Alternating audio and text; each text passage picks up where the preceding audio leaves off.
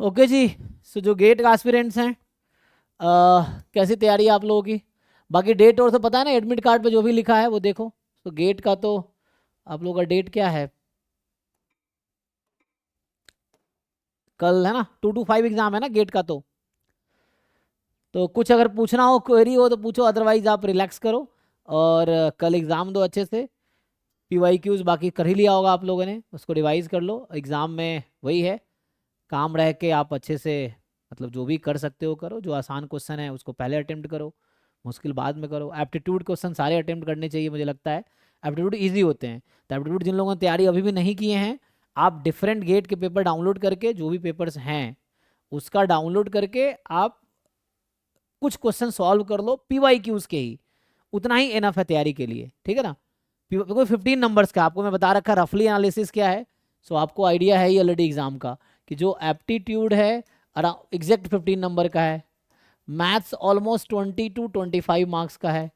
Stats around 60 to 65 marks का है। ये है ना, इस तरह से होगा।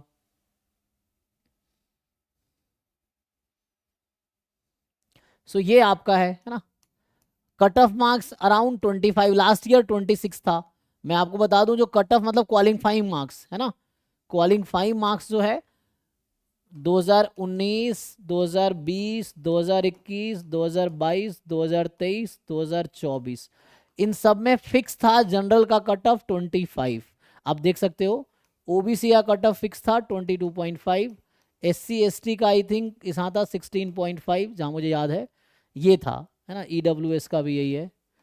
और इसमें बस शायद जनरल का शायद 26 नंबर गया था, ठीक है ना, 2024 में। तो ये है तो बहुत ज़्यादा। तो आप अगर ये क्रॉस कर लोगे, अगर 30+ आपके मार्क्स रहेंगे तो बहुत सेफ स्कोर है गेट का। मतलब सेफ इन द सेंस कि क्वालिफाइड माने जाओगे। अब क्या मिलेगा वो तो उसके अकॉर्डिंग है। बाकी हर इंस्टीट्यूट में ऑलमोस्ट आज डाटा साइंस के एमटेक कोर्सेस हैं वो मिलेगा। तो वो सब हम कल बात करेंगे, एग्जाम दे के आएंगे कैसा पेपर रहता है वो बात करेंगे। सो अभी मेनली आपको कुछ पूछना है, ये मैंने जस्ट सेशन रखा है कि कुछ क्वेरीज हो तो पूछने के लिए। मतलब पढ़ाई वढ़ाई जो हो गया सो बस हो गया।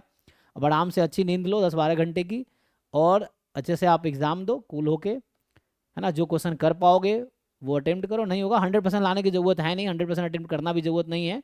बट आप जितना कर सकते हो उतना करना। ये मैं बता दिया क्या रहेगा। एप्टीट्यूड 15 मार्क्स का है, आपको एनालिसिस पता ही है। 5 क्वेश्चन रहेगा 1-1 मार्क्स का, और 5 क्वेश्चन रहेगा PYQ आपने किए होंगे तो आपको ऑलरेडी आइडिया है ना। इसमें भी ऐसे ही है। और आप कोशिश करो, है ना, क्योंकि जैसे मैं आपको एनालिसिस बताऊंगा तो जैसे जिसके 26 मार्क्स थे पिछले साल, मैं बता रहा हूँ जनरल का 26 मार्क्स पे 300 समथिंग रैंक था। अराउंड 343 के आसपास रैंक था लास्ट ईयर, ठीक है ना। तो मतलब इतने बच्चे क्वालिफाइड थे लास्ट ईयर, क्योंकि लास्ट ईयर बहुत बच्चे क्वालिफाई किए। 343 अप्रॉक्स मुझे याद है समथिंग, 26 मार्क्स पे, ठीक है। बाकी जो SC ST वाले रहे होंगे उनका और रैंक मतलब आगे क्वालिफाइड हुआ होगा उनका, है ना, जिनका 16+ रहा होगा तो उनके रैंक अराउंड 400-500 में गया होगा, है ना। एनीवे, बट फिर भी अब क्या पर्पस हो तो आपको पता है गेट क्यों दे रहे हो। बट फिर भी जो कुछ पूछना है तो लास्ट ईयर 35 मार्क्स में कितना रैंक था। तो मैंने यूट्यूब पे ऑलरेडी एक वीडियो बना रखा है, मार्क्स वर्सेस रैंक गेट 2024। आप उसमें एग्जैक्ट देख सकते हो, क्योंकि अभी मुझे एग्जैक्ट याद नहीं है, बट मैं गेस करूंगा, है ना। ये है कि जैसे बताया था ना, ये था अराउंड जो पिछले साल तो हमारा स्टूडेंट 3rd रैंक वाला था आदित्य, उसका मार्क्स था आदित्य का 60, आई थिंक 60 मार्क्स था। 60। सो ये 3rd रैंक था आदित्य का उस समय, उसके 60 मार्क्स थे। पिछले साल पेपर थोड़ा इजी था कंपेरेटिवली, 24 का पेपर इजी था कंपेयर टू अदर पेपर्स, या कट ऑफ इसलिए ऊपर थोड़ा गया था। तो ये था, बाकी में कम ही पे हो जाता है। जैसे जब मेरा AIR 3 था, तो ये मैं बता रहा हूँ 2024 का एग्जाम का, है ना। मेरा 2023 का एग्जाम मैंने दिया था, तो उसमें मेरे भी 3rd रैंक थे, और उस समय मेरा मार्क्स था 54 या 53, शायद 53 मार्क्स था, ठीक है ना। वो भी यूट्यूब पे ऑलरेडी है रिकॉर्डेड। तो ये वैरी करता है। 2023 में मैंने दिया था गेट का एग्जाम, तो उसमें मेरे 53 मार्क्स थे, मेरा भी 3rd रैंक था। गेट स्टैटिस्टिक्स, है ना, ये ST की बात कर रहा हूँ। ये है। बाकी गेट डेटा साइंस भी आप लोगों को दिया होगा तो बेनिफिशियल है, क्योंकि ये सब जितने भी है ना कोर्सेज, जैसा भी आपने देखा होगा पोस्ट अगर आज का, तो रोहित हमारे यहाँ last year Rohit Nair student था। वो मतलब हालांकि उन्होंने DA और ST दोनों दिया था, तो उसका गेट DA में, क्योंकि गेट DA में भी 40 मार्क्स का वो सिलेबस है जो हमने आपको 100 मार्क्स पढ़ाए, मतलब गेट एसटी का पूरा सिलेबस जब आप करते हो तो 40 मार्क्स का मैथ स्टैट्स पोर्शन है, 15 मार्क्स का एप्टीट्यूड है ना। तो ऐसे कहोगे गेट डी और गेट एसटी में क्या कॉमन है, तो 40 + 15 मार्क्स, ठीक है ना, मतलब 55, तो मोरलेस 50 मार्क्स बोल देता हूँ। तो 50 मार्क्स का कॉमन है डी और इसमें। तो जो ये जो रोहित नायर है, तो उसने इंटरव्यू दिया था आईआईटी बॉम्बे में, 2 डिपार्टमेंट में इंटरव्यू दिया था, आईईओआर है इंडस्ट्रियल ऑपरेशन रिसर्च, उसमें भी उसका एडमिशन ऑफर, मतलब एडमिशन मिला है, मतलब बताया बहुत पहले था, आज हमने पोस्ट करवाए हैं, जनवरी में स्टार्ट हो गया था उसका सेशन। तो फिर आईआईटी बॉम्बे में ही एक है centre for machine learning and artificial intelligence, वहाँ भी एमटेक उनको मिला है, और आईईओआर में मिला, उसने आईईओआर ज्वाइन किया है। फिर उसको आईएससी बैंगलोर में एक brain computation and data science department है, वहाँ पे उनको मिला था, और भी जगह मिला था। तो ये 3 मुझे उन्होंने बताया था, ये 3 जो मैं इंटरेस्टेड हूँ, मैं क्या चूज़ करूँ उसे डिस्कस कर रहे थे। तो फाइनली उन्होंने आईईओआर ज्वाइन किया आईआईटी बॉम्बे में। तो ये सब स्कोप है मतलब एमटेक करने के लिए, और गेट डीए के थ्रू हाल उनका हुआ था, उसमें गेट डीए में 109 रैंक था उनका उस समय पिछले साल। तो हमारे बैच के स्टूडेंट थे, है ना, ये है। बाकी और किसी को कुछ क्वेश्चन है तो बताओ, 35 मार्क्स पे क्या रैंक था, तो मैं एग्जैक्ट आपको बताऊं विजित, 35 मार्क्स पे क्या रैंक था, मैं एग्जैक्ट बता देता हूँ, एक बार देखता हूँ, जस्ट गूगल कर दो, मेरा आ जाएगा गेट वर्सेस, मैं खुद ही वो वीडियो देख लेता हूँ, बस वो देख लेता हूँ, एग्जैक्ट पता चल जाएगा ना।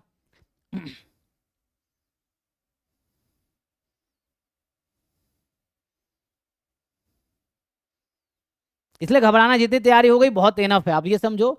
बट आप कोशिश करना एग्जाम में कम से कम 60-70 मार्क्स का अटेम्प्ट करो, कम से कम फुल 100 मार्क्स कर सको, बहुत अच्छी बात है।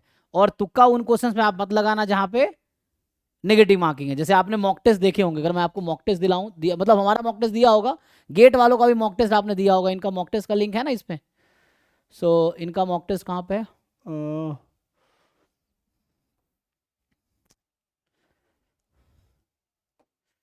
अरे यार एक मिनट, एग्जामिनेशन में ना, क्या हो रहा है ये,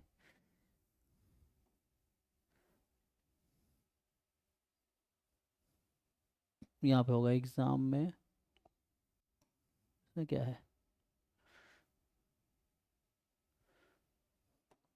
ये तो अपॉर्चुनिटी में हो गया, गेट पेपर का ये मॉक लिंक ना, देखो यहाँ पे गेट, अब जाके अपने लैपटॉप से खोलो, गेट का वेबसाइट खोलो, एग्जाम गेट पेपर पे जाना, मॉक टेस्ट लिंक, तो आपका जो एग्जैक्टली ऐसा ही दिखेगा। अगर आप, मैं एक मॉक टेस्ट खोल के देखूं, जैसे स्टैटिस्टिक्स वाला ही खोलता हूं, तो बिल्कुल आपका इंटरफेस ऐसा होगा और ऐसे ही एग्जाम होगा।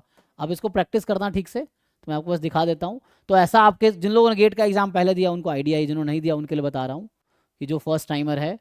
सो आप जाओगे तो ये कंप्यूटर स्क्रीन आपका ऐसा रहता है, ठीक है ना, गेट का। ये आपका ऑलरेडी रोल नंबर रहेगा, पासवर्ड आपका होगा DDMMYYYY, जो होता है वो है, वो बता देंगे वो लोग। तो ये रहता है, जब आप एंटर करोगे टाइम होने पे, यहाँ आपका फोटो दिखेगा, नाम दिखेगा, ऑलरेडी आपको कुछ नहीं करना, वो सिस्टम नंबर दिखेगा किस कंप्यूटर पे आप है। ये बस आपको यहाँ पे इसमें डालना होता है, सिर्फ आपको पासवर्ड, है ना, और कुछ नहीं डालना है। पासवर्ड यहाँ कीबोर्ड से डालना होता है, ये कीबोर्ड आएगा, इस कीबोर्ड से एंटर करना होता है, वर्चुअल कीबोर्ड से ही, वहाँ माउस ही सिर्फ यूज़ करना होता है, आपको कीबोर्ड यूज़ करने की जरूरत नहीं पड़ेगी। तो ये रहेगा, इससे आपको एंटर करना, जो भी पासवर्ड होगा आप इस तरह एंटर कर दोगे, उसके बाद आप साइन इन पे जाओगे, तो साइन इन करोगे, तो ये आपका आएगा कि, है ना, इंस्ट्रक्शन है कि 1 का मतलब यू हैव नॉट विजिटेड, 2 का मतलब यू हैव, है ना, इस तरह से कलर है, यू हैव नॉट आंसर्ड, 3 का मतलब यू हैव आंसर्ड। तो ये चेक करना, जब भी आप कोई क्वेश्चन आंसर करो, सेव एंड नेक्स्ट करो। तो सेव एंड नेक्स्ट करोगे तो आप ये इंश्योर करना कि जो आपका आगे बढ़ रहे हो उसमें ग्रीन कलर आ रहा है कि नहीं आ रहा है, ये आना चाहिए, ठीक है ना। बाकी यू हैव नॉट आंसर्ड, ये कलर आएगा, you have not answered the question but you have marked for review, तो मार्क फॉर रिव्यू वाला आंसर में काउंट नहीं होगा, it will be considered as not answered. तो आपको ये ध्यान रखना है, यहाँ पे you have answered the question and mark for review you will be evaluated. तो ये वाला जब करोगे जो ग्रीन इसमें है, तो ये रिव्यू इवेलुएट होगा, this will be evaluated, but this will not be evaluated, just mark for review evaluate नहीं होगा। अगर, है ना, you have answered the question and marked for review, answer करने के बाद करोगे तब वो इवेलुएट होगा। तो ये तो आपको इंस्ट्रक्शन वहाँ दिखेगा एग्जाम में। फिर आप आगे जाओगे नेक्स्ट, नेक्स्ट के बाद ये इंस्ट्रक्शन पेज होंगे, ये आपको बता रहा है कि एप्टीट्यूड के 5 क्वेश्चन 1 मार्क्स के हैं और 5 क्वेश्चन 2 मार्क्स के हैं, ठीक। इस सब्जेक्ट स्पेसिफिक जो स्टैटिस्टिक्स हमारा सिलेबस है, सिलेबस का क्वेश्चन 25 क्वेश्चन 1 मार्क्स का होगा, 30 क्वेश्चन 2 मार्क्स का होगा, ये पैटर्न हो गया आपका, है ना। सो 25 क्वेश्चन 1 मार्क्स का, 30 क्वेश्चन 2 मार्क्स का। फिर यहाँ पे आप एंटर करोगे, I am ready to begin, तो आप स्टार्ट कर पाओगे। एंड देन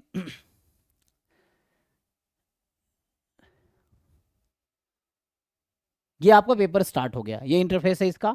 यहाँ आपका कैलकुलेटर है, कैलकुलेटर थोड़ा प्रैक्टिस कर लेना। जैसे मुझे log 2 निकालना है तो पहले 2, फिर मुझे ln क्लिक करना पड़ेगा, ठीक है ना। सो 2 पहले एंटर किया हमने और यहाँ पे ln क्लिक करता हूँ तो ये आ गया 0.693। आप जैसे क्या करोगे, अगर आप 2 और log क्लिक करोगे 0.3010। अब मान लो कई बार आंसर log 2 आता है, अगर आप log 2 के साथ log क्लिक करोगे तो 0.3010 आएगा, ln के साथ 2 क्लिक करोगे आपका 0.693 आएगा। क्या करेक्ट आंसर है? जनरली हम लोग जो कैलकुलेशन करते हैं वो ln वाला होता है, अनलेस स्टेटेड अदरवाइज, है ना, ln ही यूज करते हैं। तो उसमें आपका ये आंसर रहेगा 2 और ln, ये आंसर एंटर करना है न्यूमेरिकल आंसर टाइप में, ठीक है। log 2 भी जो आता है हमारा वो ln ही होता है, ठीक है, तो ये समझना है आपको।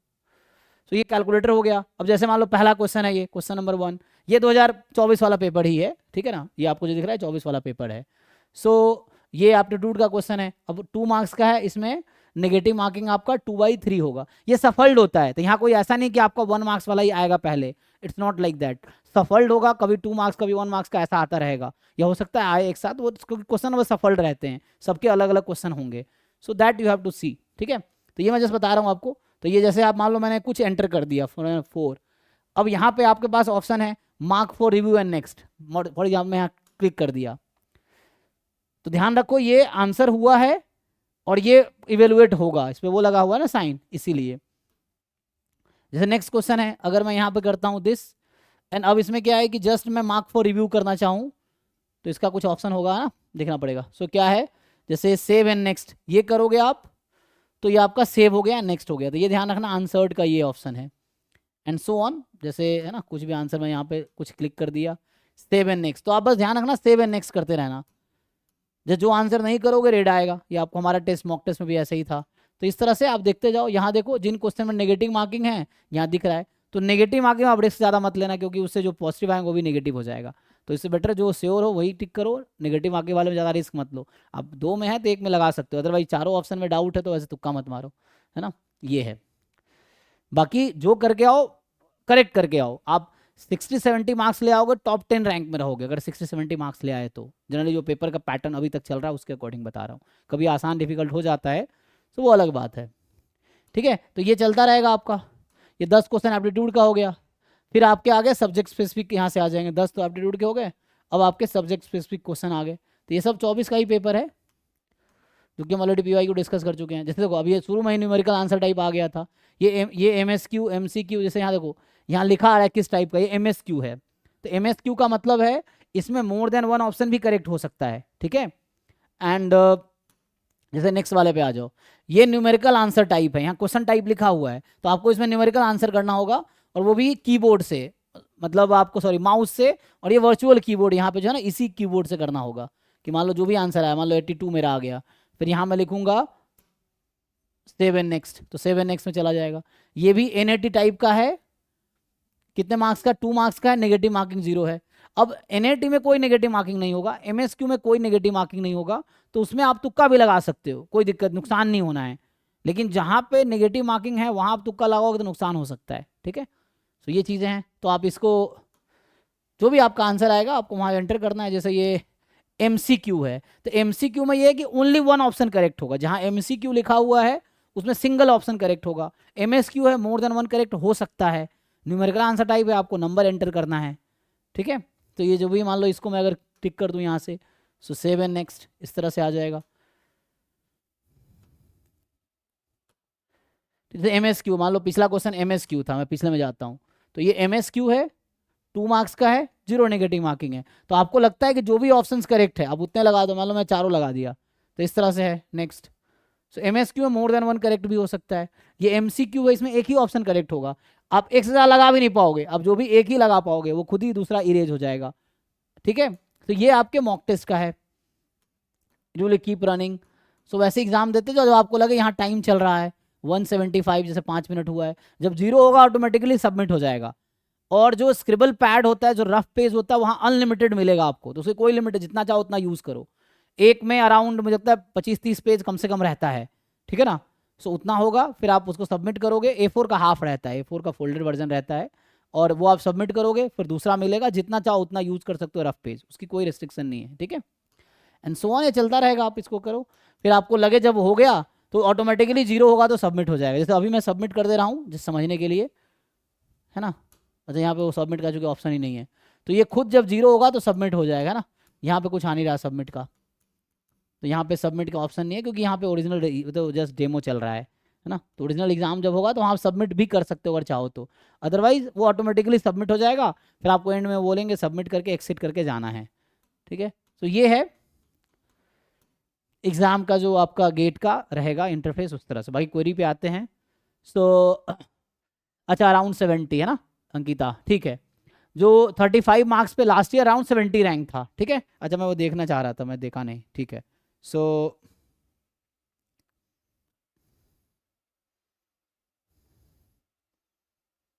ठीक है, ये वीडियो है तो देख सकते हो वहाँ पे ना। तो ये जो है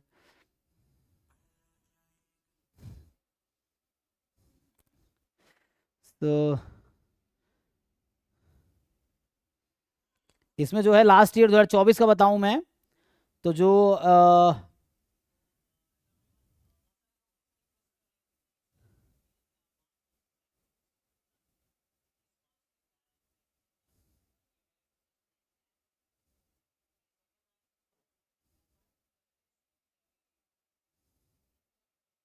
ठीक है ना, last year second rank 66 marks पे था। मैं अगर पिछले साल का बताऊं आपको, जो कल बता रहा था, अभी बता रहा था मैं, तो जो पिछले साल अभी 2024 का एग्ज़ाम हुआ है, तो आपको मैं बता दे रहा हूँ उसमें गेट एसटी का क्या था।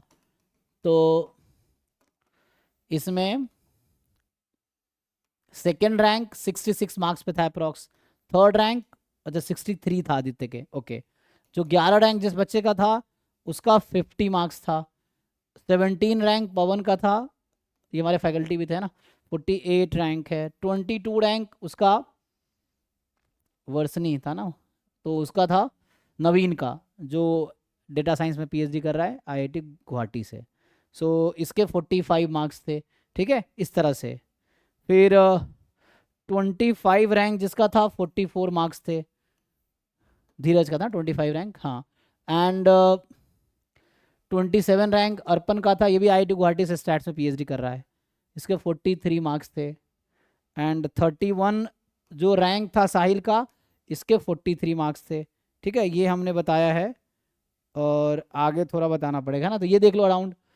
सो ये है हमारे पास रैंक और मार्क्स, ये रैंक है, ये मार्क्स है, ये रैंक है, ये मार्क्स है। अब अराउंड 30, इसमें नहीं बताया मैंने 35 पे, बट अराउंड वही, हाँ जैसे जाएगा 70 तक, 70-75 इसके आसपास रैंक रहा होगा। और दूसरा वीडियो बनाया होगा हमने, या है मेरे पास बहुत सारे बच्चों का डेटा है, वो देखना पड़ेगा। गूगल फोटोज़ में ऑलरेडी सारे पड़े होंगे, जो फोटोज़ बच्चों ने भेजे थे रिजल्ट के, वो है। ठीक है ना, तो ये आपको आइडिया एक मिल रहा है, पिछले साल का था। तो ये होगा जनरली, ये होगा ना 43 मार्क्स और 31 रैंक है, तो ये पिछले साल रहा है। तो आपको कोशिश करना है 50 प्लस, अगर आप स्कोर कर लोगे तो आप बहुत अच्छे रैंकर होगे, ठीक है। जिनको एमटेक करना है उनको तो टॉप 10 में ही आना पड़ेगा, तभी अच्छी जगह आपको मिलेगा, क्योंकि वो स्कोर बेस्ड एडमिशन होता है, ठीक है, गेट स्कोर पे। एनीवे, तो और क्या क्वेरी है, नवल क्या पूछ रहे हैं आप? सर आपने GATE and C S R NET qualify किया, बट आपने C S R NET choose क्यों किया? नहीं, कुछ भी कर सकते हो, उसमें कोई दिक्कत नहीं है, वो इंस्टीट्यूट चूज करती है। जैसे मेरा गेट नेट दोनों, गेट और नेट दोनों था, पीएचडी का एडमिशन दिया मैंने, दोनों दिया था। तो वो अगर आपके पास दोनों क्वालिफाइड है तो इंस्टीट्यूट चूज करेगी कि आपको किस बेसिस पे फेलोशिप देंगे, क्योंकि दोनों एग्जाम फेलोशिप के लिए पीएचडी में। तो मैंने कुछ चूज नहीं किया। जैसे जब फॉर्म भरते हैं पूछता है गेट क्वालिफाइड है क्या, तो है तो बताओ किस ईयर में है, क्या रैंक था, क्या गेट स्कोर था। नेट क्वालिफाइड है क्या, फिर क्या रैंक था, है ना, क्या रजिस्ट्रेशन नंबर है, फिर क्या रैंक था, ये मांगते हैं। फिर उसका फोटो भी वो अपलोड करना पड़ता है। फिर अगर दोनों है तो इंस्टीट्यूट अपने हिसाब से आपको जो प्रेफरेबल होगा उसके अकॉर्डिंग फेलोशिप देगी। गेट में इंस्टीट्यूट फेलोशिप मिलती है, नेट में आपको सीएसआईआर या यूजीसी फेलोशिप देती है, ये है। तो इंस्टीट्यूट जनरली जो बच्चा नेट क्वालिफाइड होता है उसको नेट ही देता है, गेट नहीं देता है। उसकी वजह क्या है कि गेट के थ्रू इंस्टीट्यूट अपने अकाउंट से पैसा देती है फेलोशिप की, है ना। और जो नेट के थ्रू पीएचडी एडमिशन लेता है तो उसको सीएसआर देती है पैसा अपने अकाउंट से, या यूजीसी देती है, तो इंस्टीट्यूट नहीं देती है। तो इसलिए इंस्टीट्यूट ज़्यादातर उन्हीं बच्चों को देख रहा होता है जो नेट क्वालिफाइड है। गेट से भी एडमिशन होता है, ये नहीं कि नहीं होता है, दोनों का कोटा रहता है कि इतने बच्चे गेट के होंगे, इतने नेट के होंगे। ऐसा इंस्टीट्यूट का अपना इंटरनल पॉलिसी होगा, जो कि एग्जैक्ट शायद मुझे लगता है बताते नहीं है बाहर। तो वैसा है, बहुत सारे लोग हैं जिनका सिर्फ गेट क्वालिफाइड है, पीएचडी कर रहे हैं, बहुत लोग हैं, उसमें कोई दिक्कत नहीं है, ठीक है। तो वो इंस्टीट्यूट चूज कर लेती है, दोनों क्वालिफाइड है तो हमें चूज नहीं करना पड़ता है। ठीक है जी। बाकी और कुछ किसी को क्वेरी हो एग्जाम से रिलेटेड बताइए, अभी आपको पढ़ने की जरूरत नहीं है मुझे लगता है ज़्यादा। अब आराम से रेस्ट कीजिए, कल एग्जाम देने जाइए, एग्जाम सेंटर पे थोड़ा पहले पहुंचो, आई थिंक पेन लेके जाना होगा शायद, देख लेना जो भी एडमिट कार्ड पे इंस्ट्रक्शंस लिखे हैं उसको ढंग से पढ़िए, उसको फॉलो कीजिए, क्योंकि वहां जाके परेशानी में पड़ेंगे। आप लोग एडमिट कार्ड फुल्ली प्रिंट कर लिया होगा, नहीं किया तो कल जल्दी कर लेना, तो ये नहीं कि एग्जाम सेंटर पर जाके साइबर कैफे ढूंढ रहे हो, तो उसमें बहुत दिक्कत है। ठीक है ना। तो पहले से आप जो भी उसमें बोला गया है, कलर प्रिंट आउट बोला है, कलर प्रिंट आउट निकालो, जो भी इंस्ट्रक्शंस हैं, पेन लेके आना, पेन लेके जाओ, कैलकुलेटर, लॉक टेबल ये सब लेके जाने की कोई ज़रूरत नहीं है, स्मार्ट वॉच भी अलाउड नहीं होगा, फ़ोन भी अलाउड नहीं होगा, तो ये सब बाहर ही आपको रखना पड़ेगा सेंटर पे, तो इसका आप लोग देख लेना। ठीक है। और कुछ क्वेरी है तो आप लोग पूछ सकते हैं, नहीं तो ऑल दी बेस्ट, अच्छा एग्जाम होगा। कल एक बार मिलेंगे, कल एग्जाम के बाद एक बार हम लोग डिस्कस करेंगे कैसा क्वेश्चंस रहा, क्या आपका रहा एक्सपेक्टेशन है, कैसा मतलब एग्जाम हुआ, कैसे क्वेश्चंस थे, क्या लेवल था, ये सब हम लोग कल डिस्कस करेंगे कल एग्जाम के बाद, है ना। तो 2 to 5:30 एग्जाम है, तो कल रात को हम लोग होपफुली, है ना, 10-11 बजे। अच्छा कल तो वो है, तो ठीक है, हम देखते हैं कल बाकी एग्जाम वो करके हम लोग 9 बजे मिलेंगे कल, है ना। कल का क्लास वो ISI वाला स्टॉप कर दूंगा, तो कल हम लोग 9 बजे मिलेंगे रात को। ठीक है। अभी के लिए thank you and all the best, आप लोगों को अच्छा करेंगे आप लोग। ठीक है, थैंक यू। बस अपने बिलीव रखिए, जो तैयारी की एनफ है ना, बस। और अच्छे से एग्जाम दीजिए, कूल होके, कामली। ठीक है। नहीं पूछ रहे हैं, लिखा है तो ऐसा लिखा है क्या एडमिट कार्ड पे, मैं पूछ रहा हूँ, एडमिट कार्ड मैंने देखा नहीं है, मुझे पता नहीं है। जैम वालों में लिखा था, जैम वालों का देखा था, उसमें लिखा था कि नहीं सर, ब्लैक एंड व्हाइट भी चल जाता है। चल जाता है ना, उसमें ऐसा कुछ लिखा है, हाँ। स्पेसिफिकली स्पेसिफाई किया है क्या? नहीं सर, मैंने आज ही एग्जाम दिया है, डीए का आज था, तो उसमें ब्लैक एंड व्हाइट वगैरह चल गया अच्छा था। DA का आज था, वैकेंट चला, हाँ कोई दिक्कत नहीं है। नहीं जैम वालों ने कहा था preferable colour, otherwise black and white भी चल जाएगा। और बाकी अपना एक आधार कार्ड ये भी है ना, एडमिट कार्ड फिर आधार कार्ड आपको लेके हाँ, जाना, एक पेन। चीज है कि अगर आधार कार्ड में फोटो क्लियर नहीं है या बचपन का है ना, तो उसके साथ एक और आईडी प्रूफ चाहिए रहता है। हाँ क्योंकि वो नहीं तो वो फोटो मैच दिक्कत करवाते देते हैं, हैं फिर। फोटो ID कार्ड ना। हाँ हाँ हाँ हाँ तो इसलिए आप ऐसा ID कार्ड रख लो जिसमें फोटो क्लियर हो, तो आपका एक हाँ। तो एडमिट कार्ड का print out black and white या कलर जो भी आपको अच्छा लगे वो कर लो, और फिर आप अपना जो डॉक्यूमेंट है, मतलब जो photo identity government identity card है, चाहे आधार कार्ड हो या वोटर ID कार्ड हो या पासपोर्ट हो या जो भी है ना, या वो मतलब ड्राइविंग लाइसेंस हो, ये सब जो भी हो, तो उसको लेके जिसमें फोटो क्लियर हो वो रख लो। एक दो दो तीन रख लो, है ना। भाई किसी को कुछ पूछना है तो पूछो, ठीक है। सर, मेरे को एक चीज पूछना थी, जैसे जो 2 नंबर के क्वेश्चन होते हैं हाँ उसमें माइनस मार्किंग होती है 2/3, जी। है ना। अब सर जैसे उसमें हम लोग क्या है कि 4 ऑप्शन होते हैं ना, तो दो अगर एलिमिनेट कर दिया हमने, हाँ अब जो 2 ऑप्शन बचे हैं उसमें हाँ हम सुपर कंफ्यूज हैं, बिल्कुल हमें पता नहीं है, कुछ भी हो सकता है। अब हाँ, सही तो +2, गलत तो -1.33। मतलब 0.33, तो 0.66। नहीं, 0.66 टू बाई नहीं थ्री सर, की, वो 2/3 कितना होगा? 2/3। 2 मार्क्स का क्वेश्चन है ना। हाँ हाँ। अच्छा वैसे रिस्क की बात कर रहे हो आप? हाँ, मतलब अब इस मोमेंट पे आ गए कि हमने 2 ऑप्शन अगर एलिमिनेट कर दिए, तो वो ओके। क्वेश्चन अटेम्प्ट करके आए कि नहीं करके आए। नहीं आप अटेम्प्ट करो, अगर आपको लगता है कि सही हो सकता है तो अटेम्प्ट कर लो, उसमें क्या दिक्कत है। लेकिन वही है, जब गलत होगा तो इतना माइनस होगा, जो आए होंगे उसमें से इतना माइनस होगा, ये है। नहीं दो है तो उसमें आप रिस्क ले सकते हो, है ना। तो वो तो आपका अपना डिसीजन होना चाहिए कि मुझे रिस्क लेना है या नहीं लेना है, कोई एक ऑप्शन उस तरह से आप, है ना, तो वैसा कर सकते हो आप। सर तो ये माइनस तो 2 मार्क्स का होगा ना, मतलब 2 × 2/3 होगा ना। ना 1 मार्क्स का क्वेश्चन है, तो सही होने पे +1 होगा, माइनस होने पे 1/3 माइनस होगा। 2 मार्क्स हाँ। का क्वेश्चन है तो +2 होगा, और माइनस होने पे ये तो होगा। सर ओके, तो ये ठीक है। ये चीज़ राइट। है। ट्रू पे ये मतलब सही किया तो ये, गलत किया तो इतना कट जाएगा आपका। ट्रू ये सिर्फ MCQ में वैलिड है, MSQ और NAT में कोई नेगेटिव मार्किंग नहीं, सिर्फ प्लस प्लस है। MSQ में सही है तो +2, गलत है तो 0। NAT में सही है तो +2 या +1 दोनों होगा इसमें, क्योंकि ये +2 का ही होगा। जो भी +2 या +1 जो भी क्वेश्चन है, इवन नेगेटिव मार्किंग 0, तो गलत हुआ तो 0, सही हुआ तो ये मिलेगा, है ना, इस तरह से है। तो इसमें गलत हुआ तो ये मिलेगा, और सही हुआ तो ये मिलेगा। ठीक है। तो ये MCQ में ये है, +1 तो नेगेटिव इतना कटेगा, +2 नेगेटिव इतना कटेगा। MSQ में आपको मिलेगा ही, घटेगा नहीं, मतलब उसमें नेगेटिव मार्किंग 0 है, आप तुक्का लगा सकते हो इसमें, है ना। NAT में भी 1 मार्क्स से कुछ क्वेश्चन है, कुछ 2 मार्क्स के होंगे, नेगेटिव मार्किंग नहीं होगी इसमें। ठीक है, तो बाकी आप लोग जो भी इंस्ट्रक्शन है एडमिट कार्ड पे ढंग से उसको फॉलो कीजिए। कॉलेज आईडी आई थिंक नहीं चलेगा। अच्छा, एडमिट कार्ड के अलावा, ओके। सो एडमिट कार्ड के अलावा उनको देखना पड़ेगा। आई थिंक आधार कार्ड है ना आपके पास? अच्छा, आधार सर कार्ड के अलावा, हाँ। एडमिट कार्ड पे जो पहला इंस्ट्रक्शन है वो ही यही है, उसको अगर अच्छे से लिखो उसमें सब मेंशन किया है कि पासपोर्ट, आधार कार्ड, ये वो सबके नाम है। हाँ, वो कॉलेज आईडी नहीं चलेगा, कॉलेज का कॉलेज आईडी। आईडी नहीं है उसमें सर। कॉलेज आईडी नहीं चलेगा, क्योंकि वो कॉलेज आईडी तो इंस्टीट्यूट गवर्नमेंट की मतलब है कि जो सेंट्रल गवर्नमेंट या गवर्नमेंट इशू करती है, आधार कार्ड, पासपोर्ट, ड्राइविंग लाइसेंस, है ना, ये वोटर आईडी कार्ड, ये सब चलेगा आपका। जो भी अगर पैन कार्ड लिखा है तो पैन कार्ड भी अगर लिखा है तो देखना पड़ेगा, ठीक है। तो एडमिट कार्ड ढंग से पढ़िए और उसको फॉलो कीजिए, नहीं तो वहाँ आप ट्रबल में फंसेंगे तो आपका नुकसान होगा, ठीक है।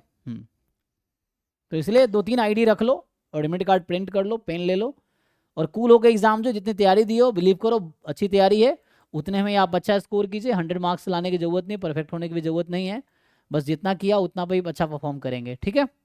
इसी बिलीव के सर साथ एग्जाम दीजिए जी। एमएससी मैथ्स टेस्ट का जो कोर्स होता है, मैथमेटिक्स स्टैटिस्टिक्स का